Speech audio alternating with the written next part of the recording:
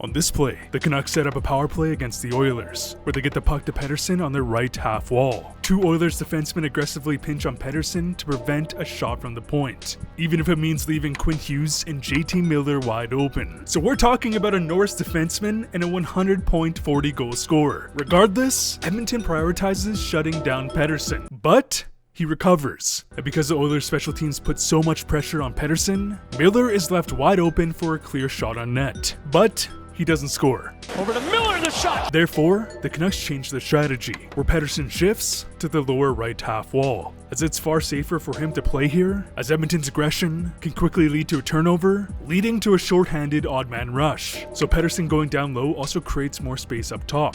Thus, the Canucks give up on Pettersson as a primary shot option, and instead focus on a point shot from Hughes or Miller.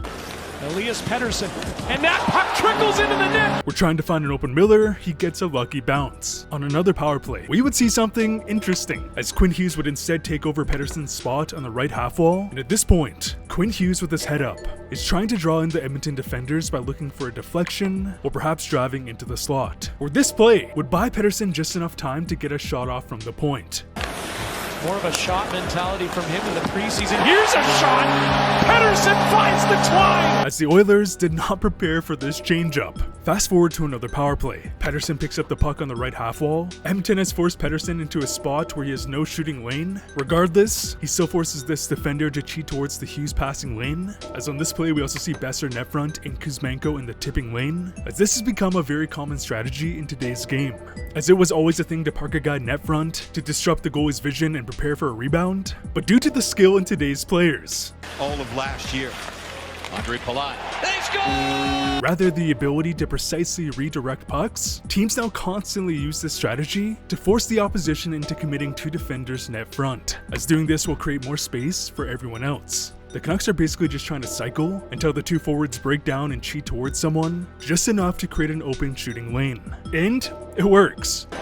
Here's JT Miller, the wrister, and it's in the net! This Oiler doesn't want to give up a passing lane to Pettersson, which now leaves Miller wide open. Every single one of these power play goals was built upon the spacing created by Pettersson. Even if the man doesn't have the puck, his presence will force teams to cheat toward him every single time. So it then begs the question, why? Why do teams make entire defensive systems to specifically target Elias Pettersson? Why and how did Pettersson go from a 100-point Selke candidate to being the most overpaid player in the league? How did the superstar forget to play hockey? And well, I would discover something shocking. And today's video is sponsored by SeatGeek. Whether it's the Ovechkin goal chase, where the man is on track to breaking Wayne Gretzky's goal record, the Four Nations face-off blowing the doors off the NBA with some of the best hockey I've ever seen, the fact that we're watching some of the greatest talents in NHL history, with players like McDavid, McKinnon, Cale Makar, there is no better time to pick up some tickets from SeatGeek. I'm trying to see another Oilers game this season, because there is nothing like seeing McDavid fly down the ice in person, and I can get tickets to a heated Stars-Oilers matchup for $30. Maybe I want to upgrade? I can get these phenomenal tickets for $84. SeatGeek also has a scoring system. Green means good, red, well, not so good. But here's the best part. Whether you've used SeatGeek in the past or are a first-time user, if you download the SeatGeek app or click the link down below and use code RobTalksHockey10, you'll receive 10% off your order. So thank you so much to SeatGeek for sponsoring today's video. On this graphic, we have Elias Pettersson's power play goal heat map from his rookie season. And as we can see, Pettersson would dominate the right circle one-timer. That kicked out by Smith is a one-timer, scores! He's done it again!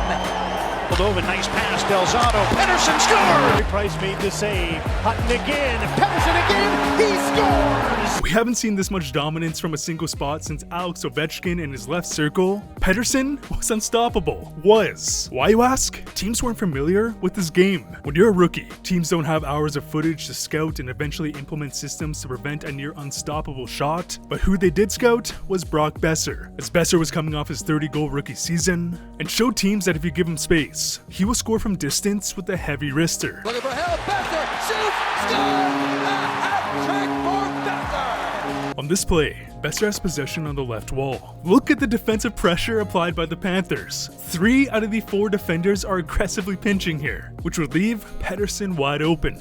Boeser under pressure, Pettersson in front, Elias Pettersson shoots, he scores! Relative to how teams cheat toward Pettersson today, it is actually absurd. Looking back to how much space he had or how little they respected his shot as a rookie, this Montreal defender would rather tie up Adam Gaudette than take away Pettersson's shot lane. Hutton again, Pettersson again, he scores! However, teams will quickly realize this and specifically set up plays to block off any Pettersson shot lane. In fact, right here is his goal scoring heat map from his sophomore season. And as we can see, even when he did score from his signature spot, he was pushed back an additional 5 to 10 feet. And this is where things get fascinating. Pettersson is so efficient with this shot that he quite literally refuses to shoot from any other location. The man was fixated. As here lies issue number 1. As here's his 2019 shot heat map, 2020, 2021, 2022, 2023, 2024. Now of course he shot from other locations, but the man is hell-bent on shooting from the same spot, which has created this blatant heat map. And do you know what opposing teams, coaches love? Predictability. I've also seen comments onto why I specifically highlight the power play, and well, it's simple. Hockey is a very chaotic game, especially 5-on-5. So more than ever are you going to see teams organize their structure, indoor strategies on special teams, both power play and penalty kill, as we're in a special teams dominated game. So in my opinion, it gives the best glimpse on how teams target specific players, which then expands into 5-on-5. Because in a previous video, I would show how Austin Matthews had a similar issue in that he had a hotspot in which he loved to score from, but he was able to adapt and find new shooting hotspots. Pettersson just won't. And teams knew this, they know this, it was blatantly obvious, as Pettersson is so obsessed with only shooting when he got to a specific spot, under specific conditions, that eventually he just stopped scoring on the power play, as his power play goals would decrease 60%. Why, you ask? The explosive arrival of JT Miller. Pettersson has a howitzer from that circle. Miller fires and scores. That one hit Cotton in the face and he scores! Hughes back to Miller. There's the shot, scores! Like I previously mentioned, even when Pettersson isn't scoring, teams will still cheat toward him because they know his skill set. Thus, even if Pettersson could get a shot through, the man would rather dish the puck to Hughes, who will either shoot or swing it to a wide open Miller. Here's Miller shooting, he scores! Because when Pettersson started to slow down at the tail end of last season, up until today, Pettersson went from a lethal goal scorer to a literal distraction. He went from being the goal scorer to his main role being try to force defenders to cheat toward him to then open up Miller, even though Pettersson has a far better shot. But here's the frustrating part. Like everything in hockey today involving pro scouting, teams will eventually predict this and create systems, which is why we've seen the Canucks power play explode off the bat, only to taper off later in the season. Therefore, it is imperative that Pettersson shoots more and from new spots, because if he does, that then makes him way more unpredictable, making teams second guess themselves in their systems. However, Pettersson won't shoot the puck. And this is no exaggeration, as he went from shooting the puck over 250 times to this season where he's just sitting at over 100 shots. This is a shocking drop-off. Him second-guessing every play, relegating himself to becoming a distraction rather than the primary shot option, would ultimately lead to his downfall. Because here's JT Miller's shooting hotspot before this revelation. He was only utilized net front, and after realizing the impact of Pettersson, leading to Miller constantly having wide open shooting lanes, he had now developed his own hotspot parallel to Pettersson. But unlike Pettersson,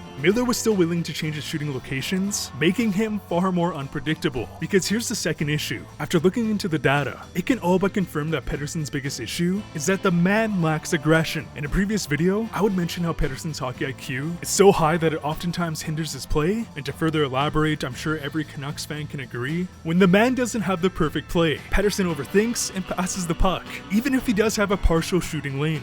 As this is what separates a player like Pettersson and Ovechkin. Do you think that Ovechkin cares if his shot on the power play isn't perfect? Hell no. The man is gonna rip pucks without a care in the world, because he is confident in his shooting ability. This sole fact, without a doubt, would piss off JT Miller, as JT Miller is a rare breed like Nathan MacKinnon, in that they rank 10 out of 10 on the aggression scale. They don't care if a shot is selfish, or maybe there's a slightly better option, they just shoot. They just act. Pettersson has gotten so caught up in overthinking plays that the Canucks have started to look him off on the power play. This theory can be all but confirmed when Tocchet decided to split up Miller and Pettersson on the power play, as I'm going to assume that Tocchet thought, well, if Pettersson doesn't feel the need to always dish the puck to Miller, maybe he just shoots it himself. As Pettersson lacking aggression to shoot the damn puck even led him to being placed as a net front option, Pettersson does not have the stature to be an elite net front guy, so when you have a non-aggressive star with one of the most aggressive players in the league, there will be friction. Without a doubt, JT Miller was pissed off with Pettersson's lack of aggression. JT Miller knows that when Pettersson shoots the puck, it only benefits himself and the team that much more. With that being said, from the reports, I'm positive that Miller took his frustration way too far, so a toxic dressing room, or at the very least between two players.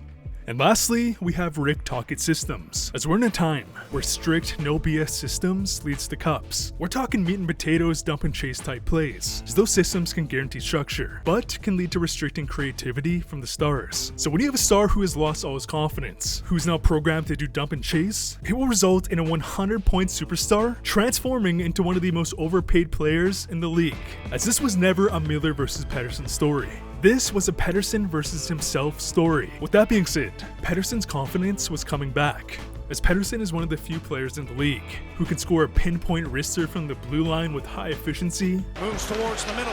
Wrist shot. Score! A month ago, he would have never even considered this as an option. After a full offseason to recover from injuries, I'm confident that Pettersson can return into being a star. I really appreciate you if you left a like on this video. A big shout out to SeatGeek, go check him out down below. And as always, thanks for watching.